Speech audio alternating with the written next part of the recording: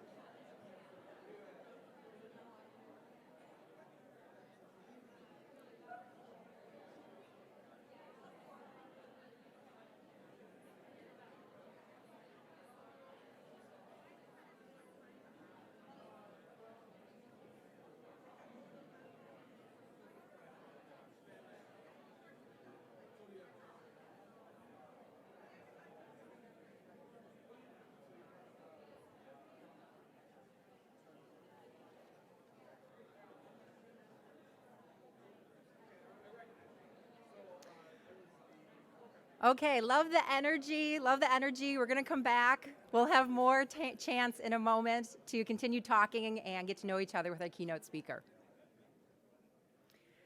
A big thank you to our partners, our sponsors, our members, everyone who makes the summit possible and all of our work possible here at Sustain Dane. It is a joy and an honor to work with all of you.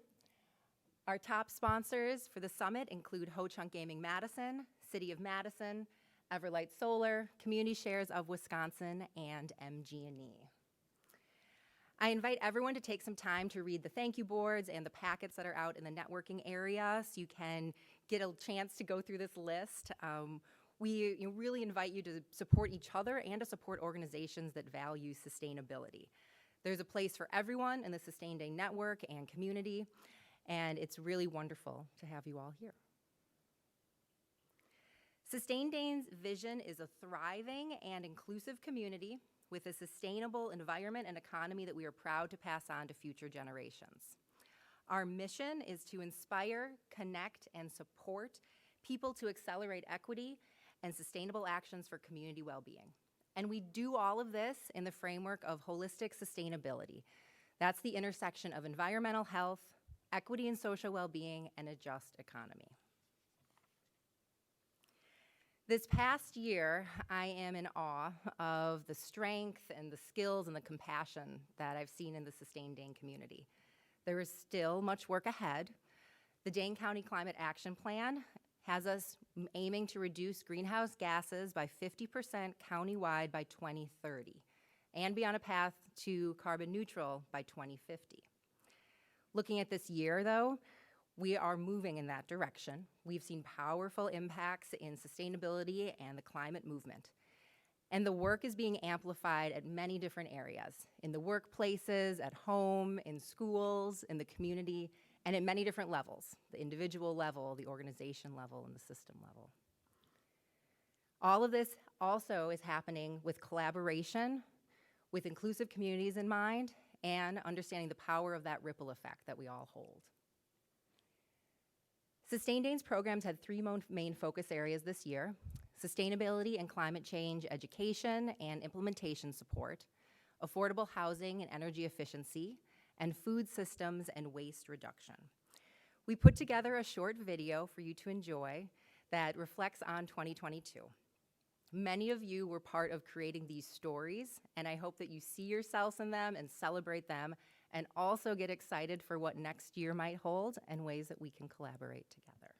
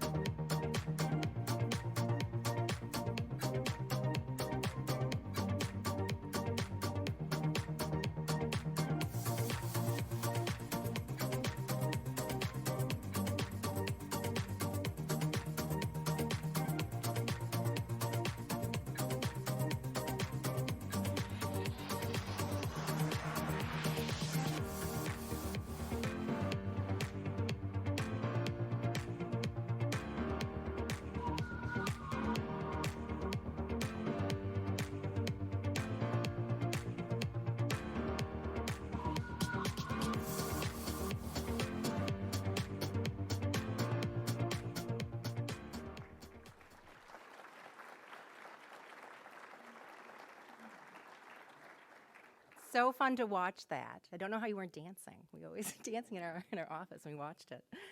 Lastly, I'd like to have a huge recognition to our board of directors. If you're part of the Sustain Dane board of directors, could you please stand? Thank you for your service.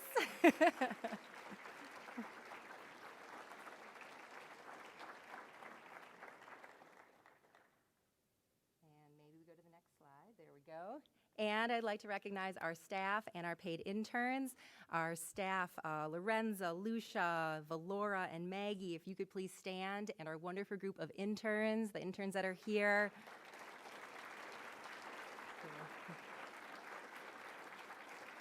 You guys bring such positive energy and dedication and effectiveness to the Sustain Dane team. Thank you.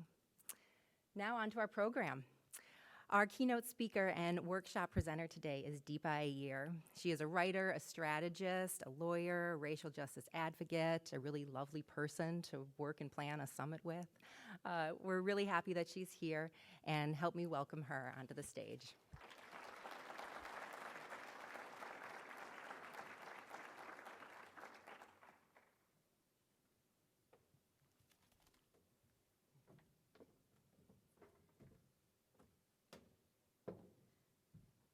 Good morning, everyone. A little louder. Good morning. Thank you. I appreciate it. I am so happy to be here. This is actually my first time in Madison. So hopefully I can come back and stay longer. So I actually just wanted to start with a shout of gratitude. I wanted to start by thanking the Sustain Dane team. Claire, Lorenza, and everyone else. Can we give them a round of applause again? Because it is no small feat to put together a gathering like this, especially as we're still moving through some really tough times. So thank you for your grace and organizational skills. And then I wanted to actually thank all of you for the work that you do every single day. I think it's so important that we take some time to recognize, and I loved the video. I thought it was so inspiring. But want to just say that the work you do here sends a ripple effect all around the country and benefits so many of us who are concerned about climate and sustainability. And so really want to appreciate all that each of you do to fight the good fight. So what I'm going to be up here doing today, as Claire intimated, is I'm going to talk a little bit to you, not at you, and then we're going to have some interaction and some workshop-y stuff happen at your tables. Does that work? So it'll be okay. And if you have questions or if something doesn't resonate, feel free to just let us know. There's going to be like a Q&A portion, so we'll get to that as well. So I actually just wanted to start by talking a little bit about my point of entry into this space. I think it's really important to explore and interrogate how we enter different spaces and how our privileges can affect others as well. So for me, my work on social justice over the past 20 years is really rooted in, not surprisingly, experiences that I had when I was young. My family and I moved to the wonderful state of Kentucky when I was 12 years old from Kerala, India. And as you can likely imagine, that was cause for a lot of displacement and experiences of exclusion and othering. Those experiences, along with the work that I've done primarily in South Asian, Muslim, Arab, and Sikh communities in the wake of the September 11th attacks, really have shaped who I am and how I think about social movements and social change and the intersectional way in which we work together. A lot of my work actually was shaped by what happened in Oak Creek, Wisconsin, right outside Milwaukee, and I see a lot of people nodding their heads at the Gurdwara there. And so I just wanted to give you a sense of my political home, my community home, and the way in which I think about this work and how I enter. And right now, I have the privilege of working at the Building Movement Project, which is a national nonprofit organization that catalyzes social change by nonprofits and movement spaces and networks all around the country. And we do that in three ways. We do a lot of research on the nonprofit sector through the lens of equity. We also create resources like the one that I'm going to be sharing with you that activate people and organizations to do their work better. And we also foster and curate relationships between organizations and people all across the country. So to learn more, please check out our website. But I wanted to just give you a sense of how I have moved through the work that I've done over the last 20 years, because I think it'll give you a sense of what it is that I'm going to be presenting today.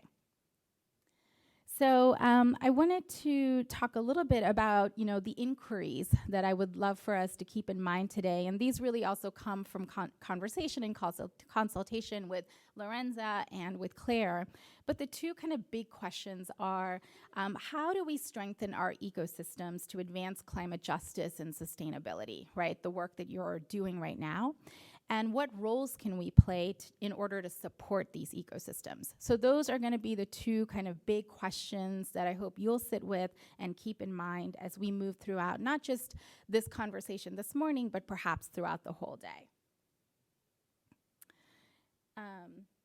And as we do that, I also wanted to share just some recommended practices. I always do this because I think it's important to kind of curate a space. And a lot of folks talk about agreements and guidelines, but you all know those already, like to take your breaks and all of that. But this is more about how we orient ourselves to these conversations. So I'm not going to read all of them out loud. You can see them pop up on the screen, but just recognizing that we're living through challenging times and to be present as much as possible. Also, really knowing that how we do the work is just as important as what the work is. And that's really going to be the emphasis of what I present to you today. Recognizing that we each hold some amount of power and privilege in this space, organizationally and individually, and being self-aware of that. Getting curious about discomfort. So if you feel it, that's probably where the learning edge is. And also recognizing that we are on learning journeys, right, as individuals and organizations, and there's no sort of endpoint necessarily. And then finally, asking what if to make space for abundance, and doing that while simultaneously recognizing that we can't change things overnight. So in that vein, I wanted to pause for a moment and turn it over to you and ask you to just take a moment to reflect on this prompt that is up on the screen. The prompt is, in 2022 and in the area of climate justice, equity, and sustainability, what is the boldest headline that you'd like to see? It could be a phrase, it could be a piece of legislation, it could be a campaign, right? But what is the boldest headline you'd like to see? So I'm going to give you a moment to think about it, and I would love to hear like 3 or 4 just, randomly from the crowd.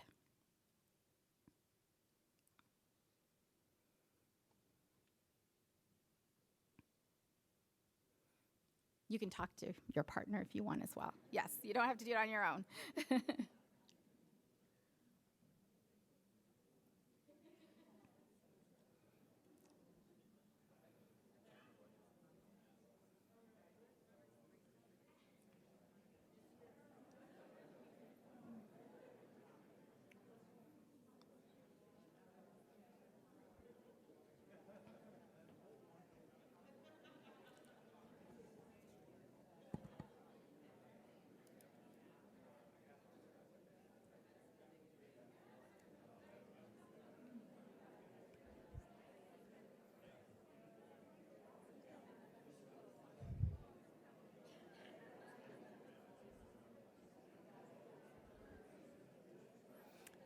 Okay, I'm going to stop you now. Sorry about that. There will be more time to speak and connect, I promise. But I would love to hear a couple of these bold headlines. Does anyone want to just shout them out? Let's maybe get one from the back of the room first.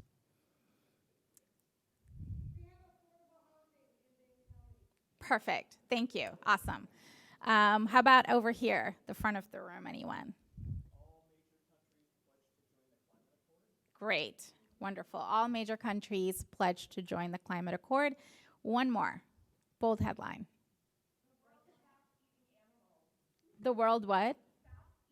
The world stops eating animals. Thank you. Thank you. And you know, the reason that I start with this often is because we're told that we can't have bold visions, that we have to be incremental, that it's not our turn, that we have to wait, it's too big. And I really think we have to get into the habit of actually articulating and naming and claiming what our bold visions are. And we'll come back to this later, so hold on to those.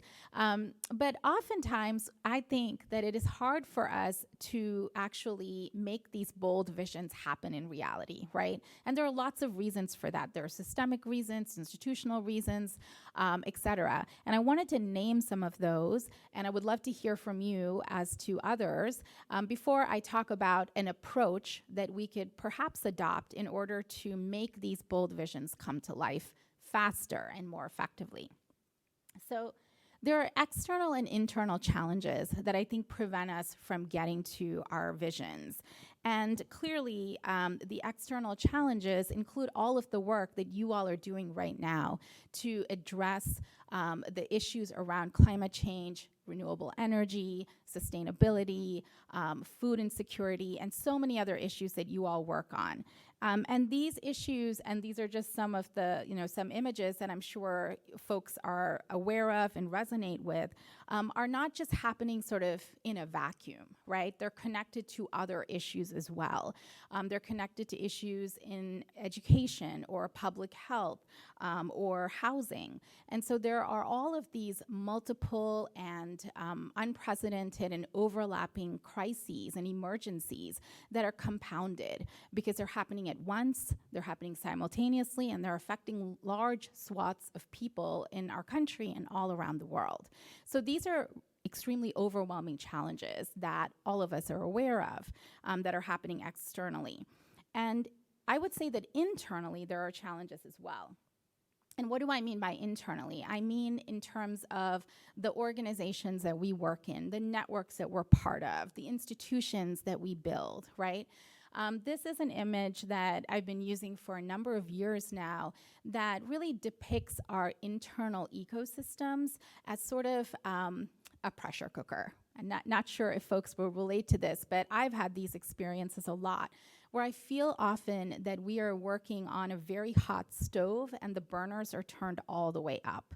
And the burners have different names to them, and these are some of them. Sometimes we're working in a cycle of crisis, right? From one to the next, over and over, and there isn't time to pause, to evaluate, to reflect, or to course correct. Other times, we just don't have the resources.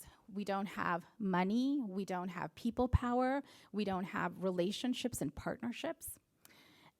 Other times, many of us are dealing with and confronting either direct or vicarious trauma because of the identities and experiences that we hold. And we're oftentimes working in institutions and organizations where there's certain culture and practices that just don't align with the values that we're trying to purport. And so often we are forced into this cycle of performing all the time or producing constantly, getting the numbers, right? Instead of actually honing in on the strategies that are going to be most effective, the programs that are going to reach the most people, et cetera, that we want to lean into. So that's a lot to navigate, both internally and externally, and I think the pandemic has actually exposed more of this within a lot of our institutional spaces as well. Is any of this resonating? Hands up if so. Okay, yay. Okay, not everyone, but great. I love it. I almost saw everyone raise their hands. Okay. So then it's not surprising, right, that often as we do this work in our institutions and as agents of social change, that we feel that we are on either like the seesaw from numbness to outrage, energy to exhaustion, or we feel like we're just not hitting the nail on the head. We keep doing the same things over and over, but it's just not getting the results that we want. We are also feeling like we play a game of whack-a-mole. We kind of deal with this crisis, another one comes along that we didn't even anticipate. And we have found in our work at the Building Movement Project that a lot of leaders of color in particular are feeling the weight of these internal and external challenges from the sense of their sustainability and well-being, and are not sure if they can continue this work at the pace that it requires, right? So this is sort of the container in which we oftentimes are doing this really important, vital work that we need to do in our communities, both in terms of the external and internal challenges. And faced with this, the impact, right, of doing this is that oftentimes we end up working in silos, like working in our lane, but not really recognizing the need to collaborate because we don't have trust built or relationships with other partners. Oftentimes our organizational ineffectiveness is really visible because we're not given the space to be innovative because we have to write that funder report and we have to produce the next program. Or we are going from crisis to crisis and we don't have time to build our capacity for the long run, which has an impact on our individual and our organizational well-being. So what do we do with all of that?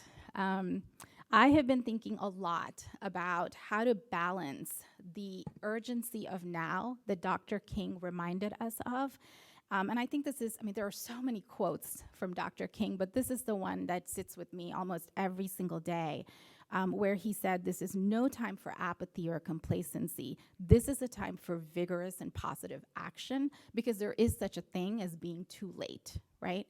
So how do we balance this call to urgency, this call to action in the work that you all do on the climate and in terms of a sustainable society? And also balance it with what I just showed you, the internal and external conditions. And for me, one of the voices of clarity actually came from Arundhati Roy, who wrote an essay right around the time that the shutdowns were happening. And she wrote this about the pandemic, but I think you could replace that word for many of the other crises that we're facing. But she said that the pandemic can be a portal or a gateway into the world that we want to see, those visions that you all identified earlier. And the questions that I've been asking are, what do we want to take with us through that portal, through that gateway? What kinds of relationships and partnerships? How do we want to prepare ourselves to be resilient and to be able to be more effective? How do we want to shift and change our organizations, right? So these are the questions that I think we could think about as we try to address the urgency of now. So I don't, of course, have a magic answer, but I do have a contribution and an approach that I wanted to share with you called the Social Change Ecosystem Framework. And I want to talk about this really, I'll talk about this really quickly. There are books, workbooks that you have in front of you if you want to take a deeper dive into this. But I'm going to present this, and then we're going to get into your table groups, and we're going to have some conversation about it. So the Social Change Ecosystem Framework is something that I developed a couple of years ago to answer those questions, responding to the urgency of now, doing it in a way that gets us to those big, bold visions, right? It has 3 components to it. The middle circle is, and if you want to look at the book, I think page 40 might have it, if you want to get closer to it and see it. The middle circle, the yellow circle, are our shared values. So for you all, and I'll get into Sustain Dane in a minute, it could look different from the ones that I have listed there. The second aspect of this framework is that it invites us to think about playing roles, not titles and not job titles, but roles in terms of how we show up for social change. And I'll go into these roles in a minute. And then the third aspect of this framework is that it's an ecosystem. It's not centered sort of on a Western hierarchical leadership format. It's actually more focused on what we learned from our indigenous kindred, who have reminded us that we have to be in right relationship with each other and to the earth, right? And so those are the 3 aspects of this particular framework. And it's a multi-dimensional framework. You can use it as an individual, you can use it as an organization, or you can use it as a network to identify where are we effective, what are our assets, where do we need to learn and grow, et cetera. So I'm going to go through these components really quickly. So shared values, and these are the Sustain Dane shared values, are the ones that we agree with, right? The ones that we really hold sacred.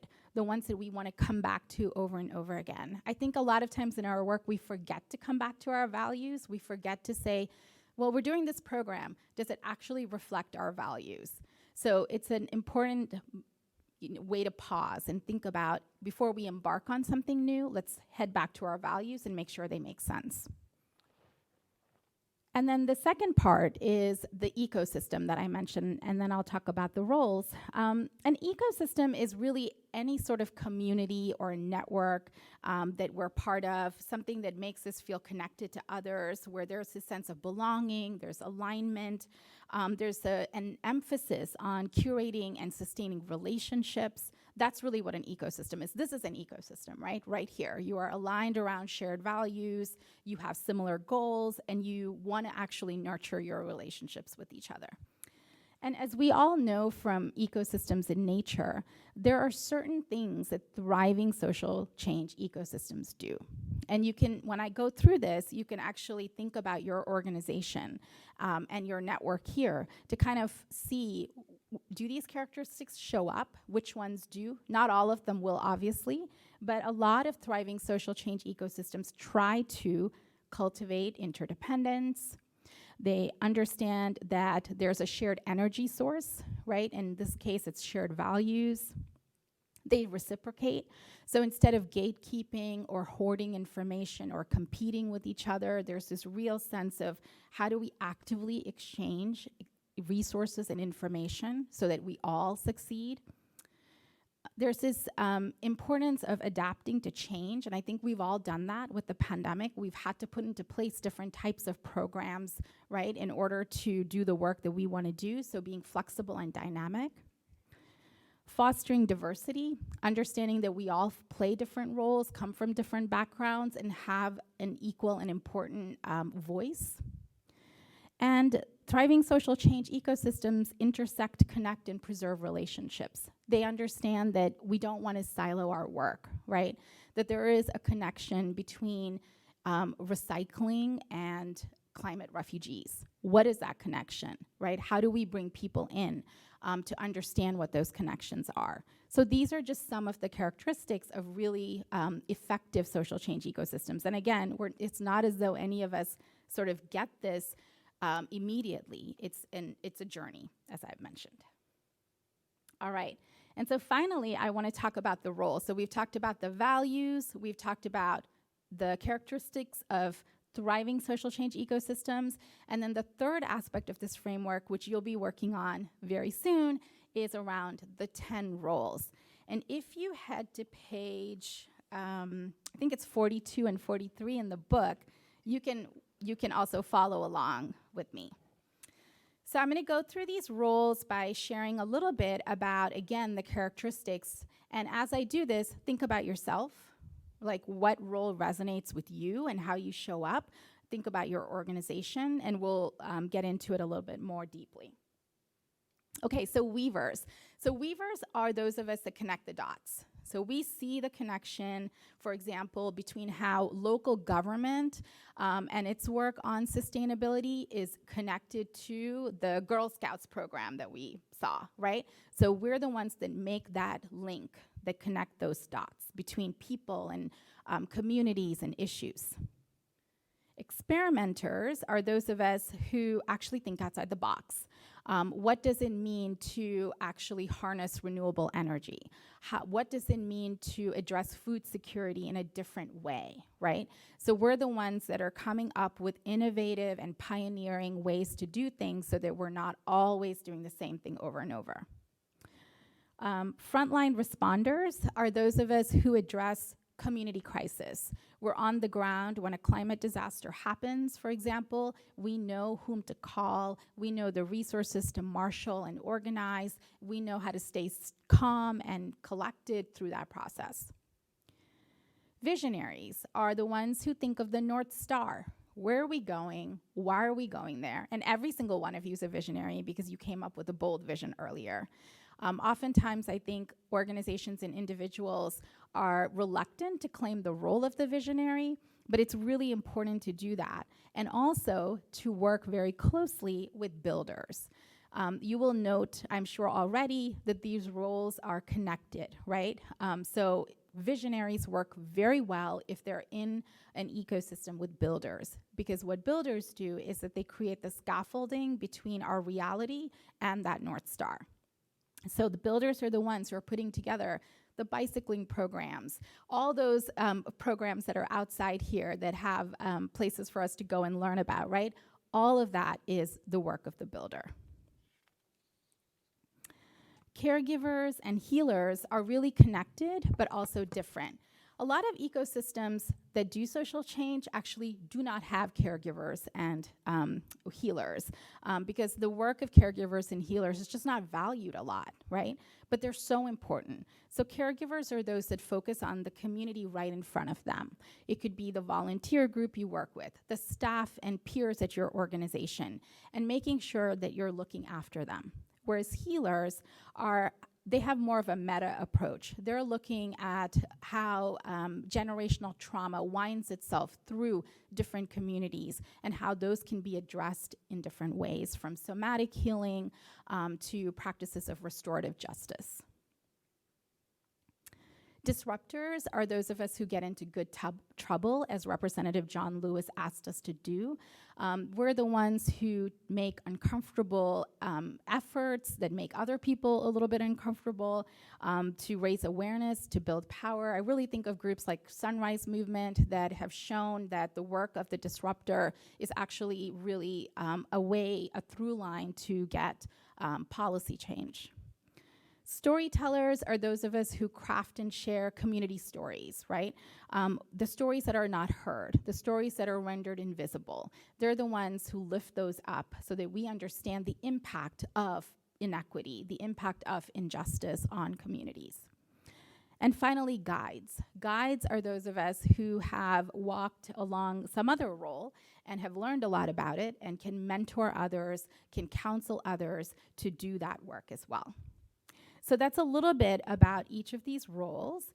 And as I mentioned, individuals and organizations play these different roles. So when I've often worked with groups that are part of the climate justice ecosystem, I've noted that a lot of groups play these different roles.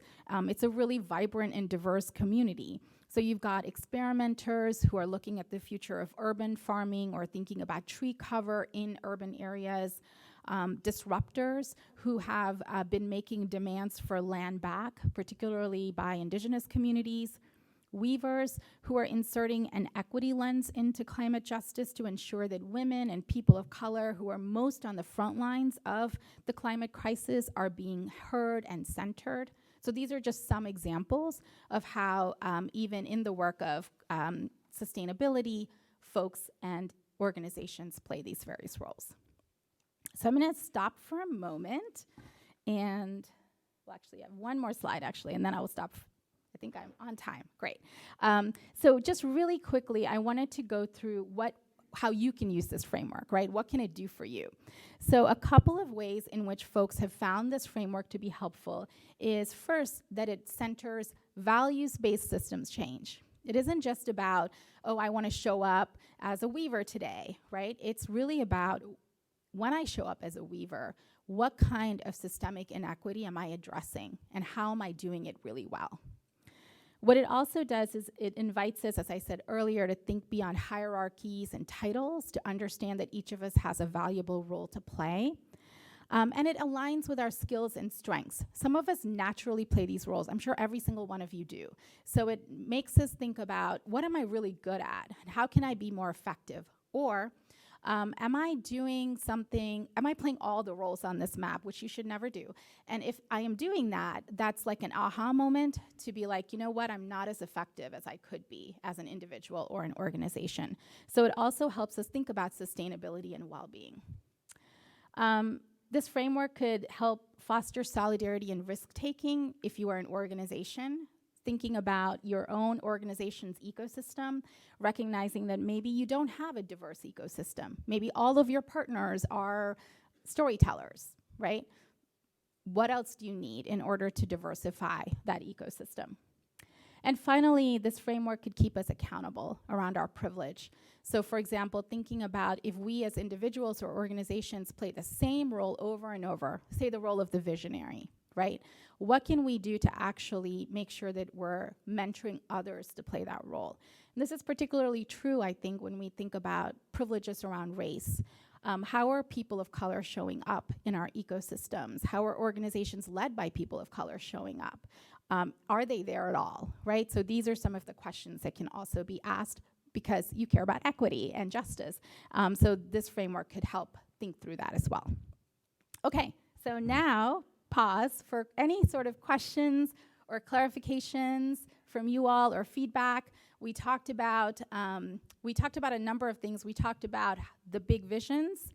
We talked about the internal and external challenges that can hamper and hinder us from reaching that vision. We talked about the urgency of now and the portal. And then we talked about this framework and how through the value centering, the invitation to play roles, and thinking about ecosystems rather than silos, we can do our work more effectively.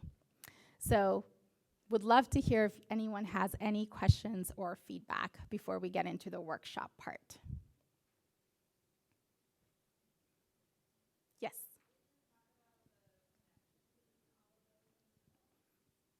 Yeah. So the middle is, thank you for the question. So what are the connections? So the middle circle is really our values. So so everyone who's playing those roles should have some shared set of values. So that's the connection. And then the reason that it's all visually laid out in a circle is for us to understand that by ourselves, if we just play one of these roles, we're not going to get far. And so if you were to map your organization out and to think about, what are our partners? Who are our partners? You could gain a lot of information and insight to understand if you have an ecosystem or you're part of one where there are different groups playing these roles, or if you're kind of centered on like one or two.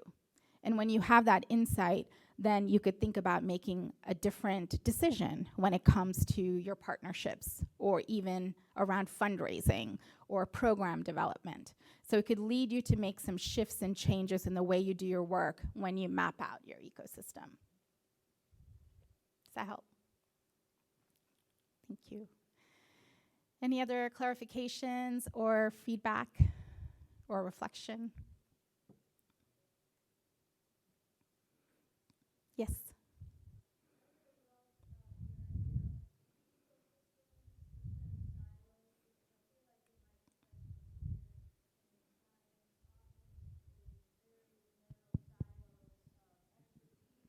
Mm-hmm. So I love the fact that you're bridging that and looking at things from a systems approach or an ecosystems approach, and the balance of having all these roles, not just one.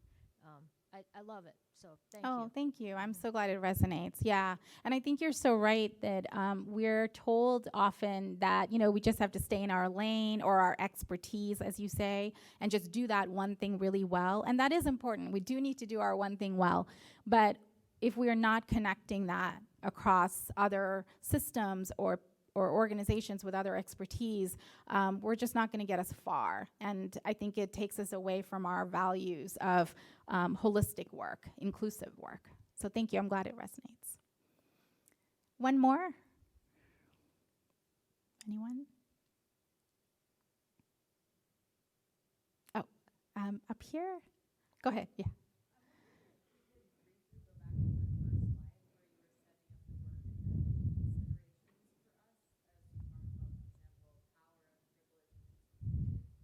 Mm.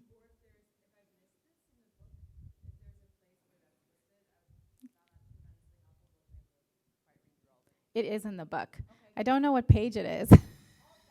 It's in the chapter on ecosystems, I believe. Yeah, I think it should be there. But I'm also going to share my deck. So if you want to, you can get it that way. Yes. Thank you. Yeah, and those are practices, you could use in facilitation or your own organization. Please feel free to do that. I think it can be helpful. All right. Okay, so I'm going to move on, and we're going to do some mapping. So we're going to first do some individual reflection because this is a tool that invites us to do some individual work, and we all learn differently. So I want you to take about 5 minutes, and I've got the clock, and Sandy's helping me with the time too, and answer these 3 questions. You can write in your book if you want. It's a workbook, whatever you'd like. So the first question is, what role do I play in efforts to bring about climate justice and sustainability? You can change that last part to fit whatever it is that you do, but just kind of broadly, sustainability. And when I say your role, I mean sort of your role in your professional work, right? Not like your role in your home life. The second is identify an example of how you play this role. And then finally, how can you strengthen this role? For example, do you need more caregivers to strengthen your role? Or do you need different partnerships, right? So the I can be you as a person in your organization, or it could even be from the lens of your organization itself, right? So I could take this as Deepa, or I could do it as the Building Movement Project, whatever you feel like doing in this moment. So let's take 5 minutes just by ourselves to do this, and I will be back.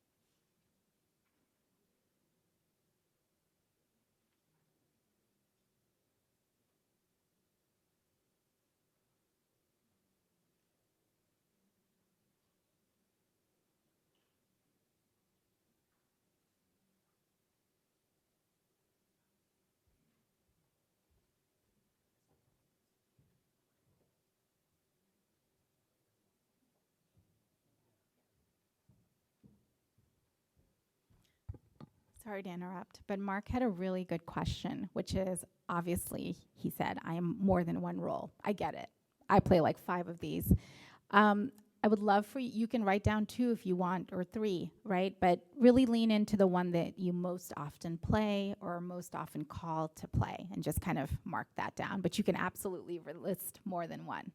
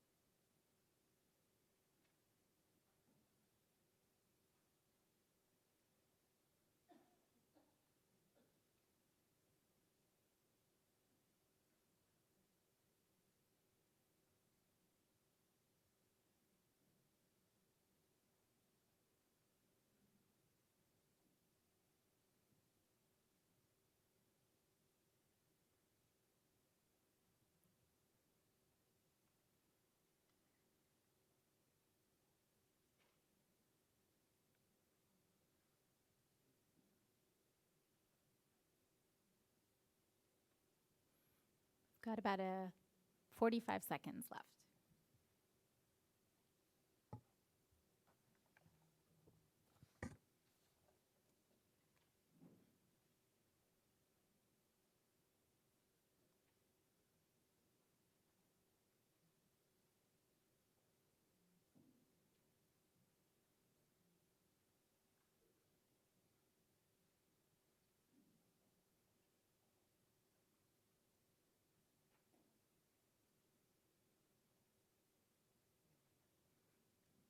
Okay, so hope that that was enough time to get you started. So now we're going to have a table discussion, and if there aren't enough folks at your table, you can get into another table, you can create 2 separate groups at your table, whatever you want to do. And the questions here are, what did you learn from those reflections, right? So what you could do in this conversation is to each of you could share the role or roles that you identified and 1 or 2 insights, questions, or revelations that came up for you as you went through that individual reflection process. And also thinking about some of the themes that might come up from your table, because I'll probably ask you to share some of those when we do our debrief. So what do you need yourself or your organization in order to strengthen and support climate justice and sustainability? That should say strengthen and support, not strengthen the support.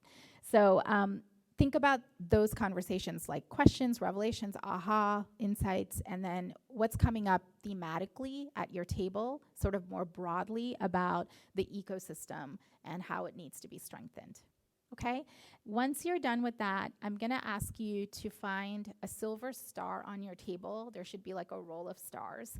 And would like each of you, if you can, I know this might not be possible logistically, to put that sticker on the roll on that big poster you see over there to the far my left, on the role that you identified. Okay, so please have the conversation first, and then I'll remind you to go do the sticker thing. So we've got about 12 minutes to have the conversation. Go for it.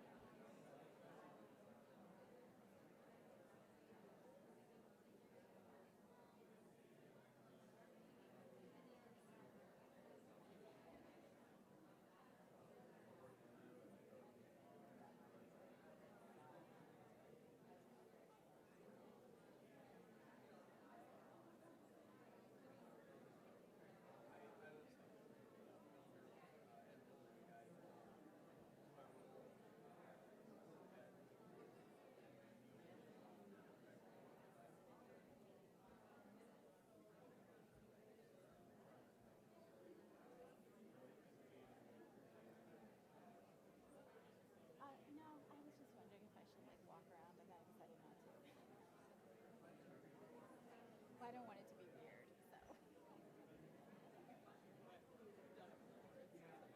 Okay, thank you. Oh, sure. Should I come down here so there's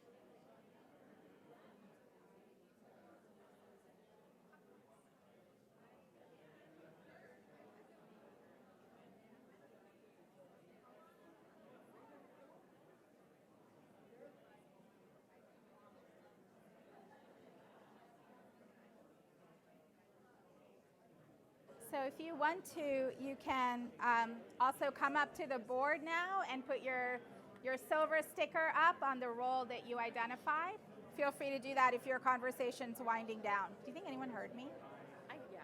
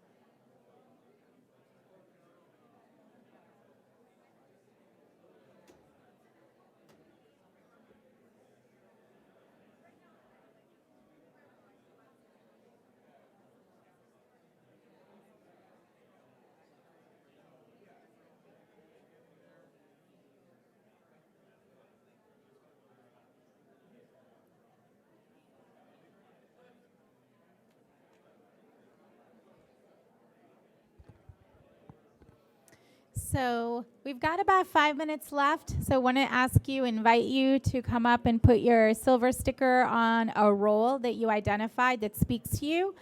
And as you're winding down your conversation at your groups, I would love for, I'm sure someone at your group is taking some notes because we'd love to do some synthesis afterwards.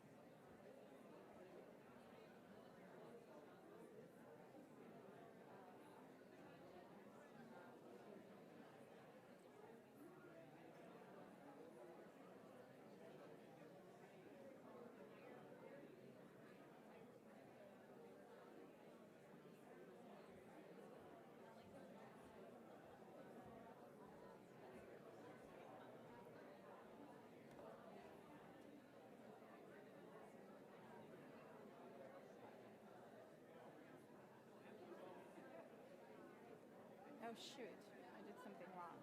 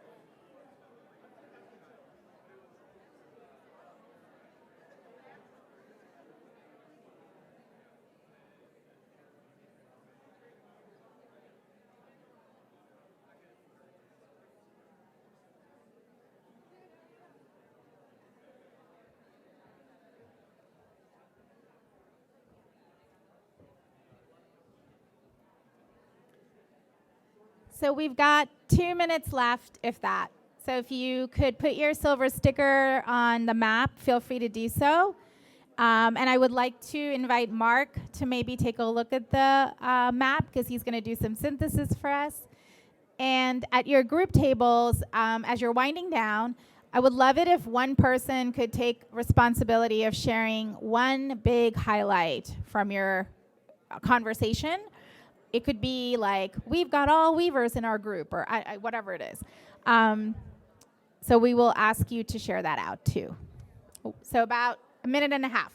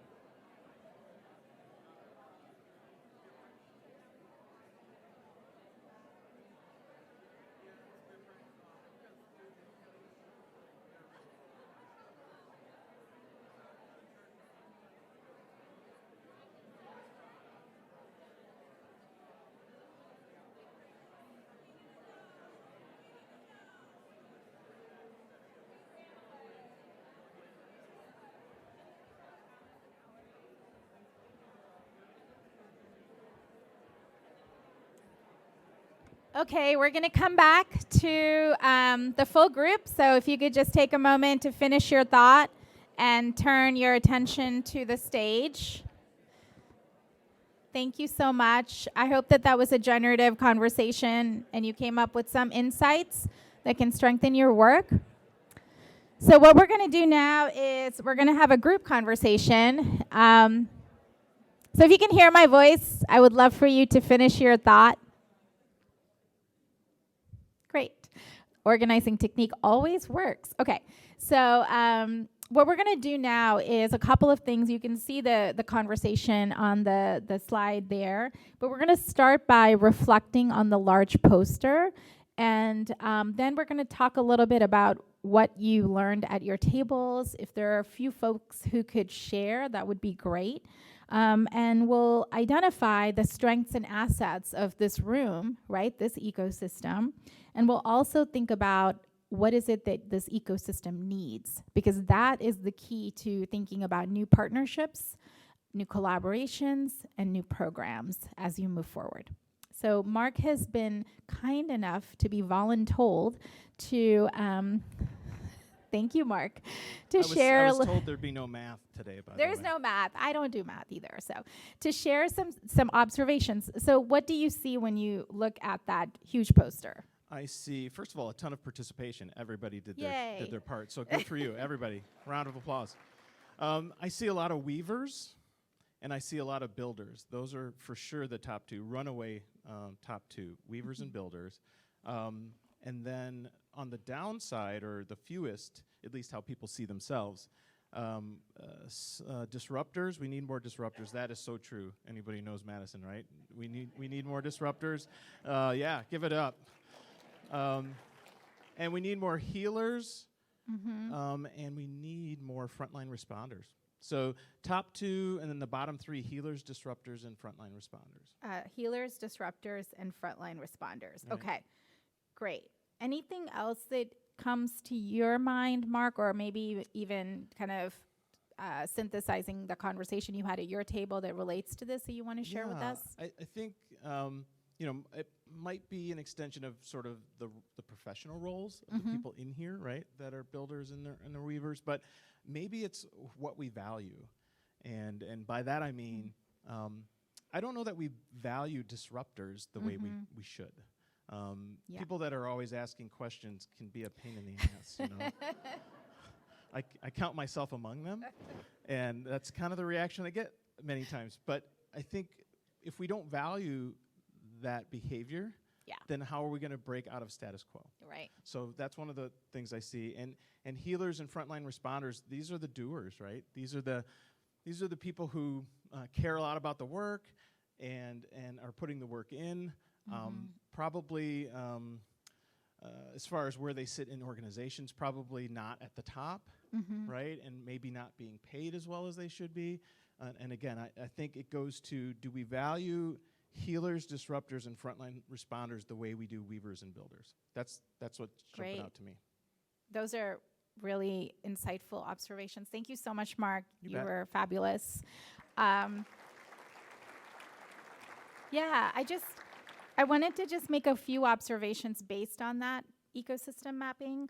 So first and foremost, every sort of ecosystem that I work with on this, the weavers and the builders are always kind of ever present, right? We're drawn to this work because we see connections, and that's one of the reasons we do it, right? So we can look from above and be like, this connects to that. So there are a lot of weavers in social change work, and obviously there are a lot of builders. We're the ones who build the nonprofits and the programs and put the spreadsheets together and the run of show and the events. That is all what builders do. So it's not surprising that those are the skills and strengths.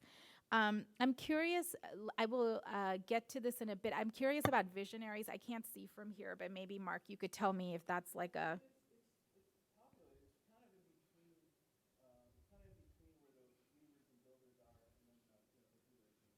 Okay. It's mid, yeah. And the point that you made around healers and disruptors, so if you want to include more folks in this ecosystem, right, it is true that disruption is often seen as something that we don't like because it makes us uncomfortable and it makes us think of things that we don't want to think about. But disruption can be an extremely important role to play, and it doesn't have to be sort of the in-your-face, right, sort of disruption. It can be gentle questions, nudges, organizing. It can be, this is where someone asked me that question around privilege. This is where people with privilege, I often say, please take up the disruptor role, because it is often people of color, women of color, who are seen as disruptors and then are framed as angry, right? Or you don't work with the rest of us, right? And so it's really, this is a role for folks with privilege to take to actually shine the light on issues and changes that need to be made. And then with healers, the way to bring healers into an ecosystem is to think about, I was really struck by what Claire did at the beginning when she actually talked about the acknowledgement of the harm that has been done to Native communities, right? And the next step to that is actually a healing process of some sort.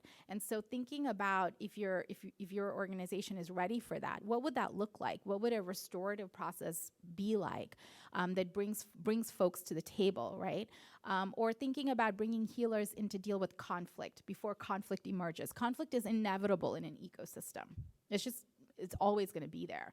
And so I often encourage, and I think about this a lot when I'm facilitating a network of groups, how do we actually bring a healer in from the beginning to set the stage and the tone for the conversation and to help us think about how we deal with conflict. So those are all ways in which you can bring new folks into your ecosystem as well. Okay, so I wanted to hear a couple of thoughts and questions or aha insights from some of your groups.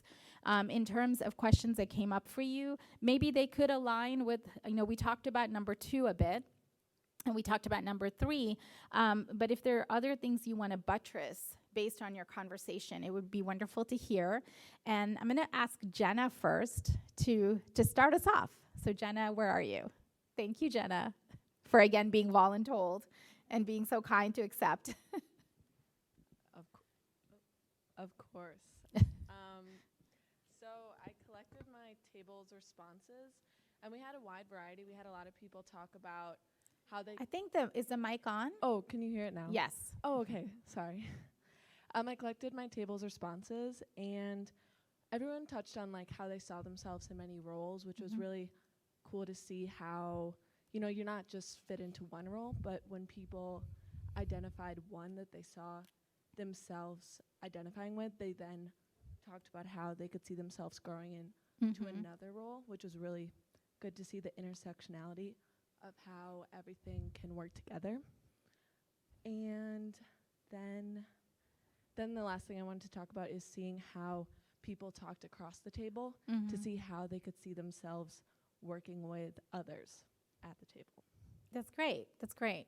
And that's really the point of this. And so if you were to do this, say, with staff at your organization, which folks do all the time, you could actually identify the ways in which collaborations might occur. They might not come to you if you only looked at a hierarchical chart of your organization. To look at it through this framework, and I'm not saying abandon the hierarchy. I think hierarchy and structure are super important. But if you overlaid that with this, you might be able to find ways in which like different departments or different parts of your organization or agency could connect in ways that you didn't see earlier. And then the other piece around changing the role, yes. Our roles change depending on context, depending on, one of the things I think this framework helps us do is to not get stagnant and to kind of sit in the same space all the time. And I do this often. I started off as a frontline responder for probably 15 years of my work, and I talked earlier about the work I did post 9/11, and that was very much frontline responder work. But I also realized that it was taking a toll on me in terms of my well-being and feeling numb constantly in terms of what was happening in my community. And that was just a wake-up call for me to recognize that I didn't have to leave the community altogether. I didn't need to leave the work because I love the work, but I could play a different role that would be better for me and for the people I work with. And so I've chosen to play the role of a guide and a weaver, and that fits me better in this time in my life and in the work that I do. So thinking about it in that way can also help us stretch and grow. Okay, someone else, maybe from this side of the room, would you like to share a couple of insights from your table? Yes, please. Thank you. Yes.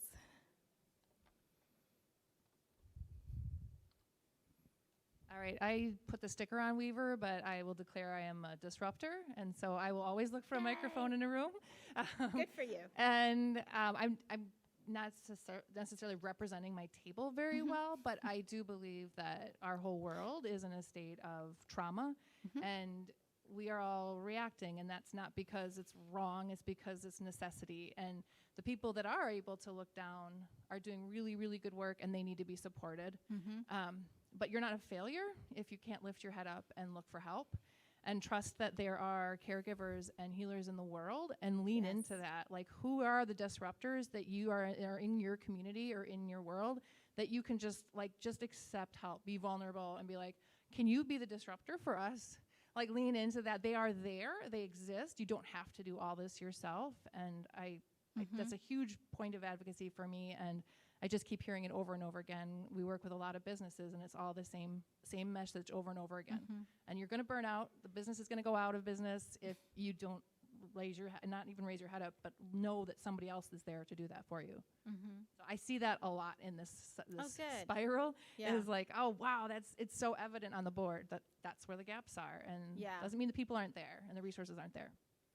Yeah, no, I appreciate that. And it is about reaching out for those and finding them, because they do exist. I absolutely agree with you, but they're not, as Mark was saying earlier, perhaps valued as much, so we don't go seeking them out. But yes, healers, and also like if you are a disruptor, if you see your organization as a disruptor, it's really important to actually find and seek out caregivers and healers and to ask for that.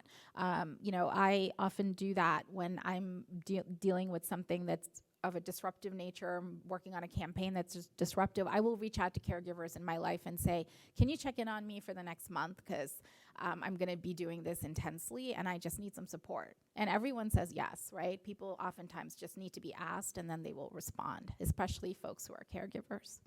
Thank you. Other insights or questions? And also curious about like how you see, and Claire, I might come back to you, I don't know where you are, but about like how this can support the partnerships and collaborations of the ecosystem at Sustain Dane. But I saw a hand up over there, yes. I just wanted to mention that for the gaps or what's missing, it wasn't totally surprising. So we had a good mix of roles at our table. And then we talked about, what could help you do your role better. And I think probably this came up a lot: time, resources, information, and systems. Perfect, yeah. So I think it'd be interesting to see collectively how we can reprioritize or kind of fill up those gaps so that we can do our roles better. Yeah, I love that. And I like what you said. Even the roles that different organizations or people play need to be buttressed and supported too, right? And so if we were to get really granular about this, say at an organizational level, folks have used this framework to ask for professional development support, right? So for example, if I'm someone who plays a caregiving role, I might want to ask to be certified as a coach, right? And that's kind of the role, because I see myself wanting to deepen that role and to play it not just for the people in my organization, but for others as well. So it could lead folks to make some of those decisions. And then obviously, and I think I've said this before, from an ecosystem-wide approach, you could think about bringing in different partners. And that's really the collaborations can become more diverse and robust if you have this idea of how do we do better at filling out this ecosystem.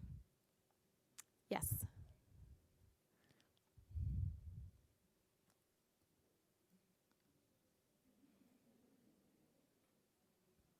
Is it on? Okay. Since there are so many weavers in the room, me not personally being one of them, but a comment made by Catherine from the MMSD at our table regarding how she felt she could be stronger as a weaver. Tell me if I'm saying this wrong, but she felt that being able to, as a weaver, she really got excited about connections, but where she made those connections and they didn't necessarily pan out, being able to accept that when she's planting those seeds, that sometimes it's just not the right time, or sometimes you just got to keep planting until there's growth, and accepting that. I love that. Thank you. Does that sound right to you? Okay. I definitely want to kind of say that weaving is a long-term process. And it is not something that we necessarily see the impact of. Think about a tapestry.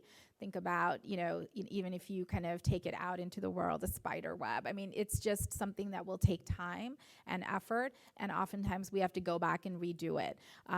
Weaving is very tough, especially when we're bringing together people and organizations that are polarized or that don't see anything on the same page. They don't even have those shared values. That active weaving, which I think is so important in our country and our world, it can be really tough to do. So the long-term nature of thinking about this work is super important from the standpoint of a weaver or a healer. It's really important. And if you are interested, the book actually has different chapters on each of the roles, and one of the sections is how can I strengthen my role? So that might be helpful in thinking about getting to contend with what you said, which I thought was so helpful around time, resources, and I think you said funding and systems that often stand in the way of us figuring out how to enhance and deepen our skills. All right, last question or comment? Yes. Or can you? I think she's right behind you. Yeah. So I might have to speak up a little bit. I guess first of all, I put my star down as a weaver, so that probably colors this comment and gives some insight into where this is coming from. But listening to the voices at our table, overhearing some other conversation, and just seeing what the board shows up there, I'm kind of thinking of this in terms of a primary and maybe a secondary or tertiary role that you might have. Mm-hmm. It makes sense that a lot of people didn't put disruptor down as the star, because a lot of us are disruptors, visionaries, experimenters, Yes. but that's sort of what colors our primary role. For me, I work for a local government. Mm-hmm. Building and weaving is the definition of my job. That's what I need to do on a day-to-day basis. And the question is, am I doing it in a way that I'm adding in that visionary, that experimenter, Yes. that disruptor? But maybe that's not where my primary star would be. I'd be really curious if we put up silver and then gold and then green stars. Yeah, you could do that. What we might see for that balance. I love that question and that insight. You're absolutely right. In some roles, we're not able to claim, right? Oh, I'm a disruptor.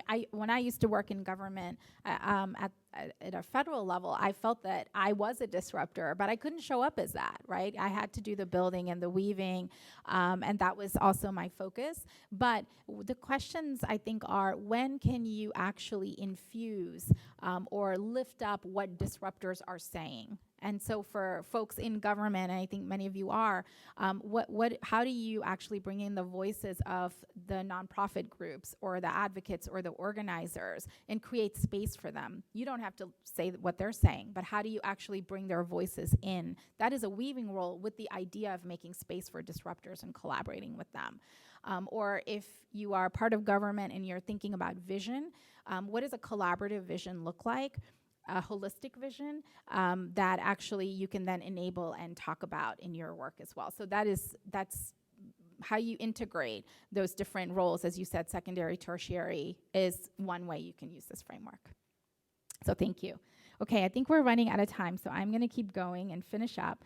So I think you all we've already talked about this, but how can this help you as a person, as an advocate? It can help you get clear about your individual values. It can really help you show up in your best self, or higher self, I should say, in terms of your skills and your strengths. And it can help you think about what you need to do this work in a sustainable manner, shifting roles, asking for support, needing to enhance your skills, right? So those are all ways that you could use this as an individual. And then as an institution or a network, you could use this to deepen and expand your ecosystem. So where do we want to double down on our assets? And how do we actually fill out any room to improve? You can assess your ecosystem's characteristics based on that list I showed earlier around thriving social change ecosystems. So this is all something you could do at a retreat or a board meeting or whatever the case, right? You could challenge your ecosystem to do more. And you could move out of silos into solidarity spaces with new partnerships. So these are all the next steps that hopefully you will take in terms of your organization, yourself, or the network as a whole. Folks use this framework in lots of different ways: staff meetings and retreats, strategic planning. So it could be something where you say, you know what, our organization wants to actually play a disruptor role in certain ways. And so that is going to be part of our strategic planning process. You could do workshops with your community. You could use this for storytelling and communications. So some organizations have said, okay, based on this, we see ourselves as healers. And so when we talk about ourselves on the website or when we go out into the community, we're going to actually use that language and talk about what that means for us. And you could use it for programming and fundraising in order to say, you know, we want to shift more into a storytelling role this year. And so we're going to build out storytellers who talk about climate justice. And that's going to be a focus area for us. So you could use it in lots of ways to broaden your organization's work as well. So finally, I just wanted you to take a moment to do a little bit of like the what next. What will you do with all of this information at the individual level, your organization level, and for your Sustain Dane ecosystem? So take a moment to identify a BHAG. I don't know if you've heard of this, and now I've forgotten the person who like actually came up with that term. It was not me, but it's like a big, audacious, hairy goal. You know, like that vision that we had at the very beginning. So I would like to challenge you and invite you to come up with a BHAG goal for yourself, for your organization, and for the ecosystem at large. So maybe take a moment to write that down so you have something to take with you as you can write it in the book if you want. So you have something to take with you based on what we have just talked about in terms of roles and ecosystems. So let's take a moment to do that.